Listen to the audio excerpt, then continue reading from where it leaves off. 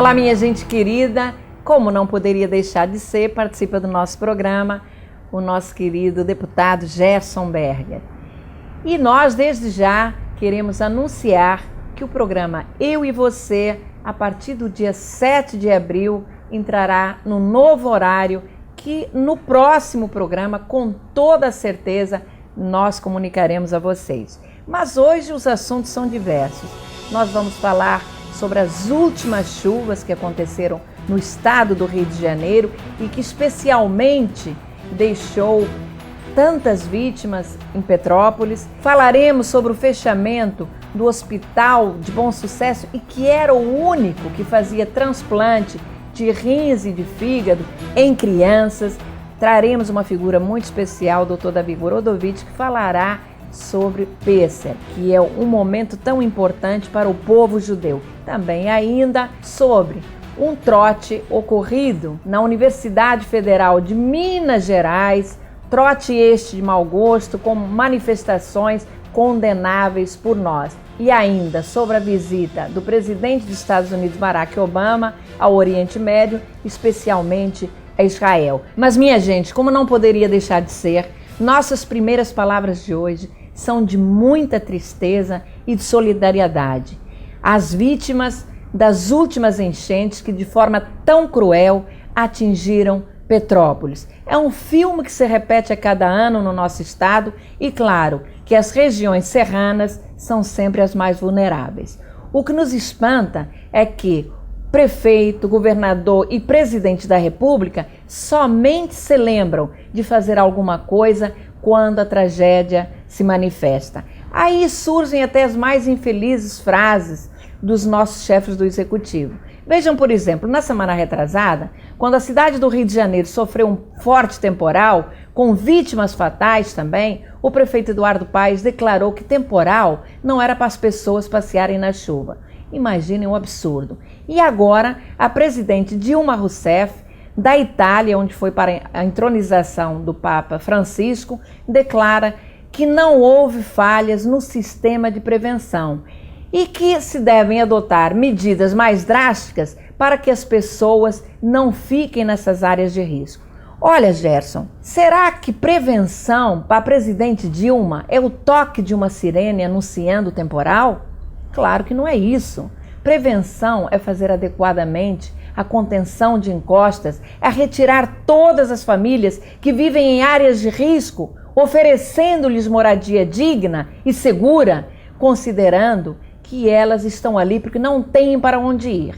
Então, presidente, não me fale em medidas drásticas sem antes ter o que oferecer a essas famílias.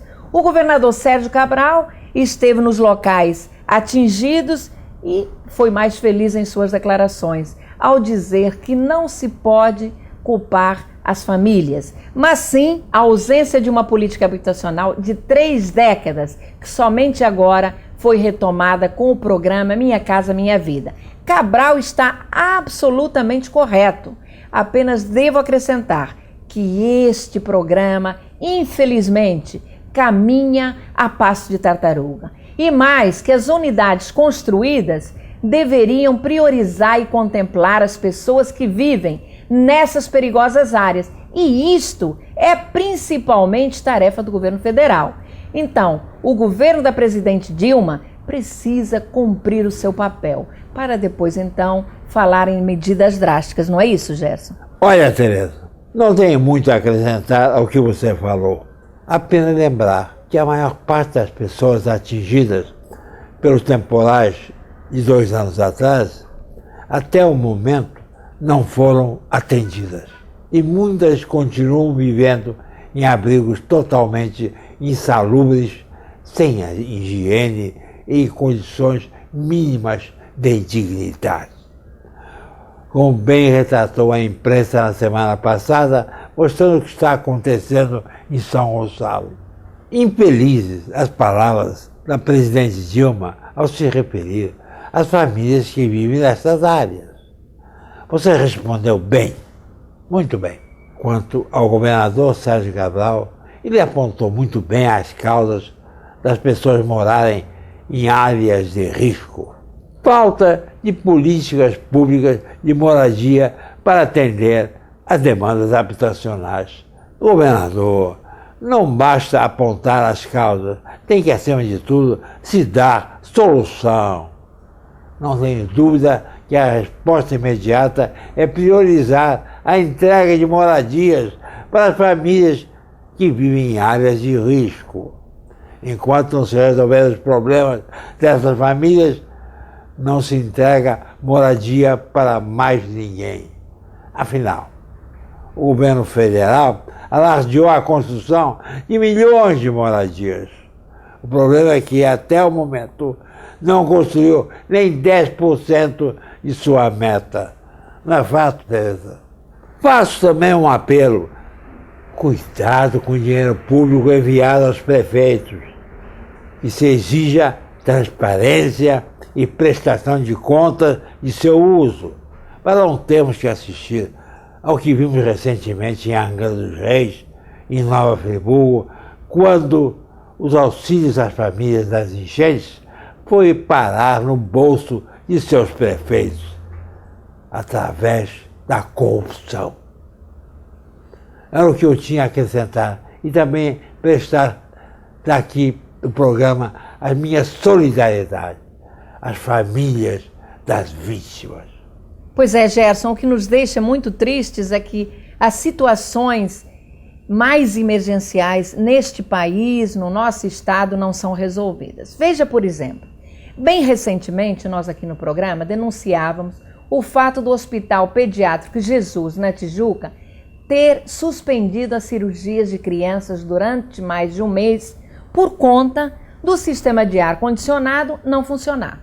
Uma vergonha. Foram mais de 400 cirurgias que deixaram de ser realizadas. Agora estamos novamente diante de mais um escândalo envolvendo a saúde no Rio de Janeiro. O nosso estado perdeu o único hospital que realizava transplante de rim e fígado em crianças com menos de 40 quilos e que era o Hospital de Bom Sucesso, que faz parte da Rede Federal de Saúde Pública. E, segundo informações, a suspensão do serviço se deve à falta de profissionais e médicos especializados.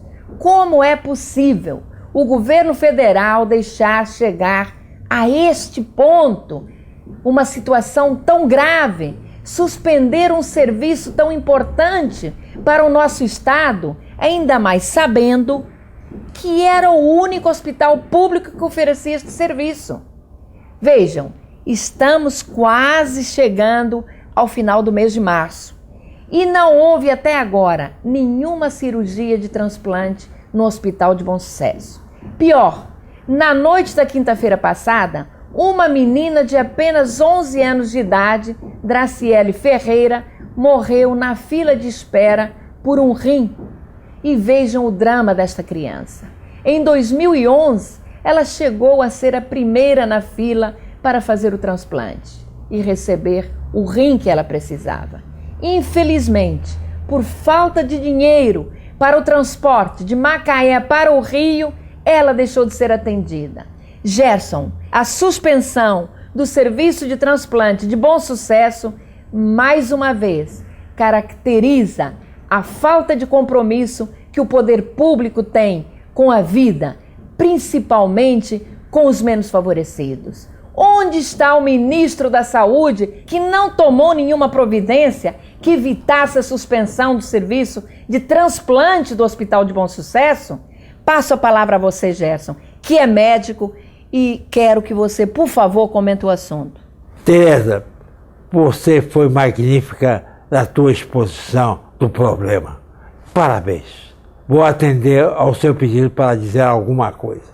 O fechamento do transplante do Hospital Federal de Bom Sucesso, único no Rio de Janeiro, é um caso de polícia que envolve o sistema público de saúde, porque ele é criminoso.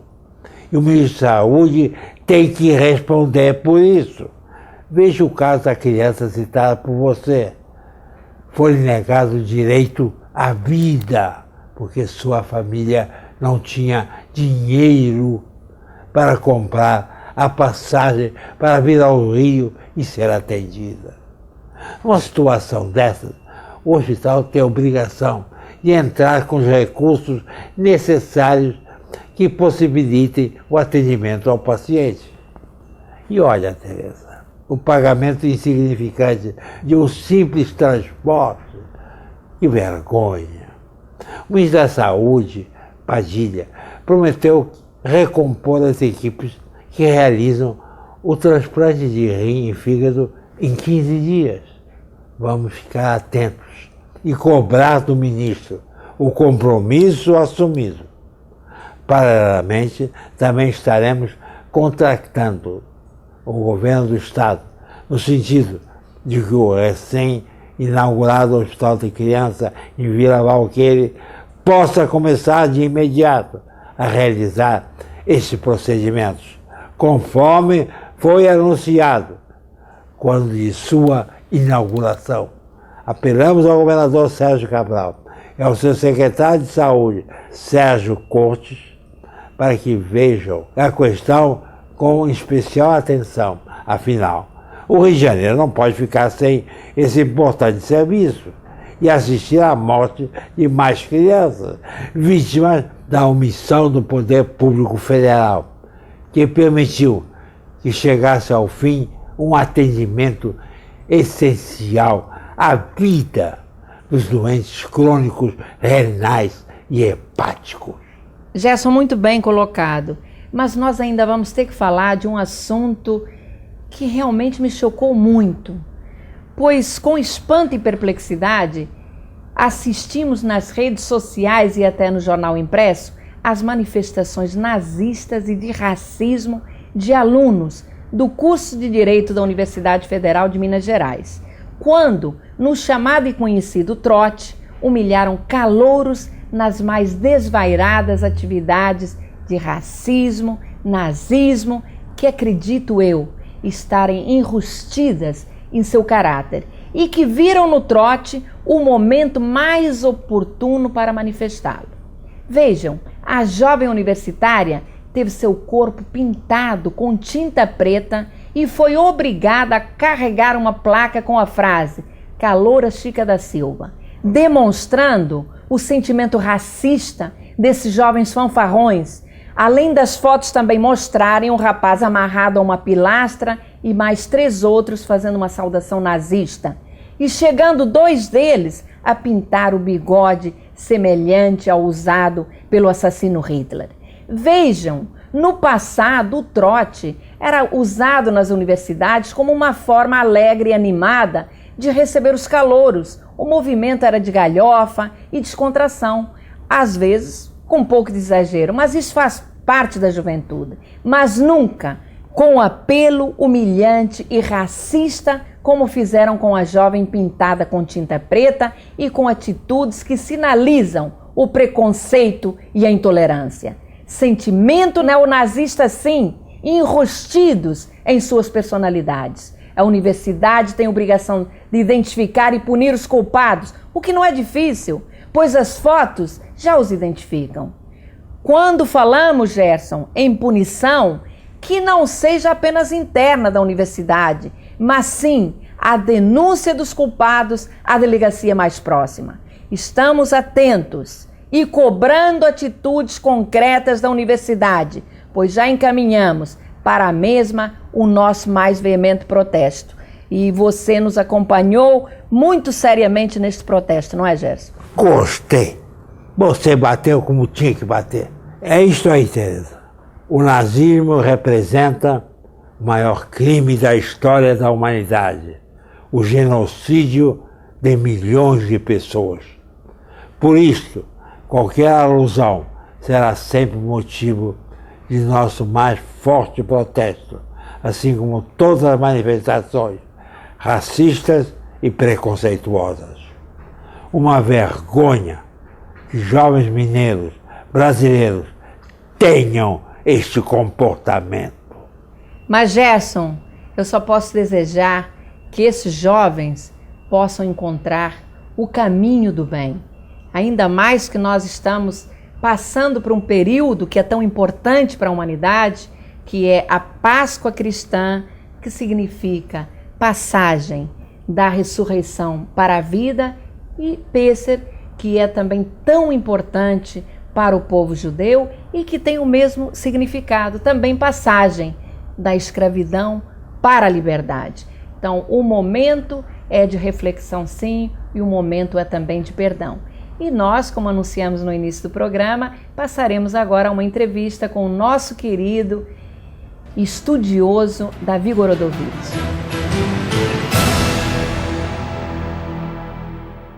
Bom, minha gente, mas para grande satisfação nossa, participa do nosso programa o Dr. Davi Gorodovic, que é o diretor do Centro de História e Cultura Judaica e também um profundo conhecedor dos assuntos ligados especialmente ao judaísmo. Eu costumo dizer que o Dr. Davi é, sem dúvida, uma das pessoas mais cultas da nossa comunidade judaica. E amanhã nós iniciamos um período muito importante, que é Pêssar, quando as famílias se reúnem para o primeiro Seder. E, Davi, é importantíssimo, sem a menor sombra de dúvida, este momento. É um momento de grande reflexão em que nós temos que nos aprofundar e ver a importância da liberdade na condução de nossas vidas, não é verdade? Mas o que é Pêssar para o povo judeu?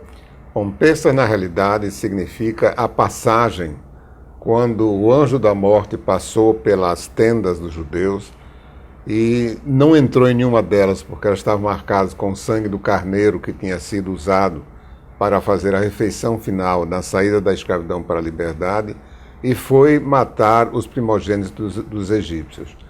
Deus tinha mandado 9 pragas até aquele momento, querendo forçar o faraó a libertar o povo que ele tinha escravizado. Os judeus vieram para o Egito, na época bíblica, convidados, porque José tinha salvo o Império Egípcio, que era a maior potência da época, de ter os 7 anos de sofrimento, de escassez. E não somente isso, tinha recomendado que houvesse um armazenamento de grãos que permitissem, quando não fosse possível fazer uma colheita, utilizar aquele material que tinha sido guardado. E o faraó ficou muito satisfeito de saber que realmente José, que a princípio aparecer ali como sendo um escravo, era de uma família da terra de Canaã e que ia trazer sua família. Eles receberam a terra de Goshen para ali viver com seu gado e eram muito honrados. Mas morreu o faraó que conhecia José, e o faraó seguinte alegou que devia-se usar de astúcia para falar com aquele povo, porque era um povo semita e havia outros povos semitas que podiam invadir o Egito, quem sabe se unir com eles. E ele usou de um artifício, ele anunciou que todos os cidadãos deviam procurar participar da grandeza do Egito, participando de construções. E os judeus, sendo cidadãos dedicados ao país onde eles viviam, também foram. Depois se retira o faraó e os que o seguiam, e aqueles que foram colocados para ordenar que se mantivesse o mesmo ritmo de atividade passaram a tratá-los como escravos. E eles sofreram durante 210 anos. Até que Deus manda Moisés ser aquele que vai conduzir o povo da escravidão para a liberdade. E faz com que haja uma conscientização dos egípcios sobre o que é que eles estavam praticando, a crueldade que eles estavam praticando, porque as crianças, os meninos, eram jogados no Nilo. Crianças eram emparedadas com as obras do faraó.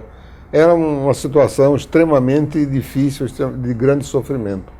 E acontece a primeira praga, as águas do rio se transformam em sangue. Depois, uma série de outras, invasão de rãs, peste, granizo, escuridão. Escuridão foi a penúltima praga. E então Deus leva Arão até o faraó e diz: olha, Arão, chora na frente do faraó. Chora pelas crianças que foram jogadas no Nilo. Chore pelas crianças que foram emparedadas. Chorem por todos aqueles que foram esmagados sob as cargas da construção. Chora por todo o nosso sofrimento. E Arão chora e o faraó ri.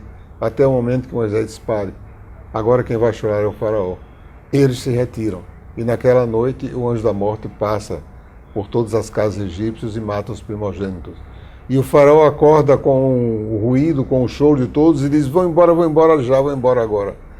E os judeus saem, e saem apressadamente, e colocam a bagagem sobre suas cabeças, e sobretudo colocam a massa que eles prepararam para servir de alimento, que não teve tempo de ser fermentada. e o sol do deserto tosta aquela massa. E quando eles param para fazer a primeira refeição, é aquela massa que eles vão comer. Então a matzá, que é essa bolacha simples, rasa, não atrativa, que parece não ter gosto, é a sua primeira refeição. Então a matzá significa ao mesmo tempo o pão da escravidão e o pão da liberdade. Porque se representava o alimento mais pobre que existia no Egito, representava também o primeiro alimento que comeram a liberdade. Liberdade necessita de mais uma pergunta. Liberdade para quê? Para fazer o que bem entendessem? Para agir da maneira que achassem mais apropriada? Não.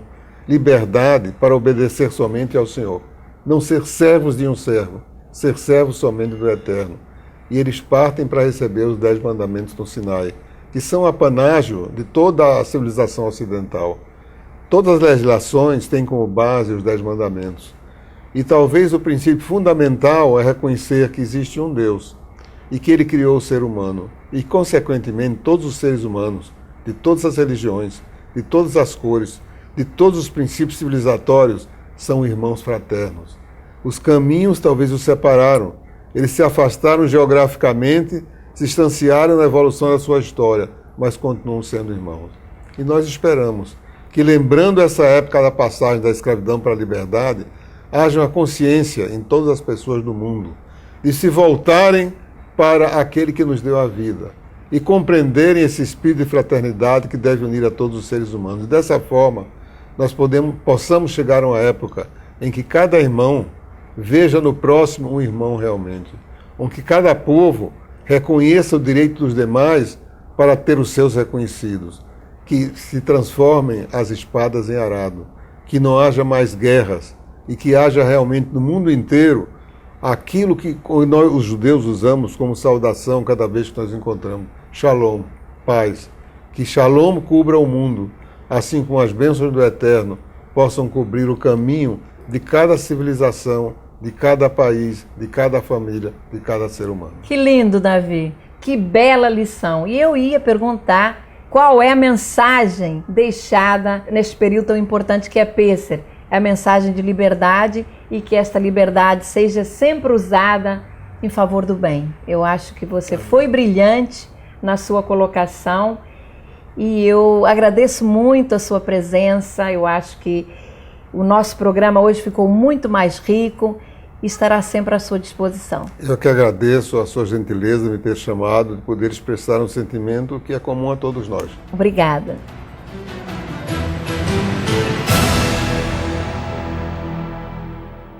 As palavras do Davi nos passaram assim uma mensagem de tanta tranquilidade e tanto bem-estar, não é, Gerson? Mas nós agora vamos falar muito rapidamente sobre o Oriente Médio. E gostaria que você, Gerson, comentasse a visita do presidente dos Estados Unidos a Israel, Barack Obama, alguma novidade ou apenas esta visita foi para melhorar o relacionamento com o primeiro-ministro Benjamin Netanyahu? Tereza, eu diria que nesta visita do presidente Obama a Israel, nada de novo no fronte, nada de novo no reino da Dinamarca.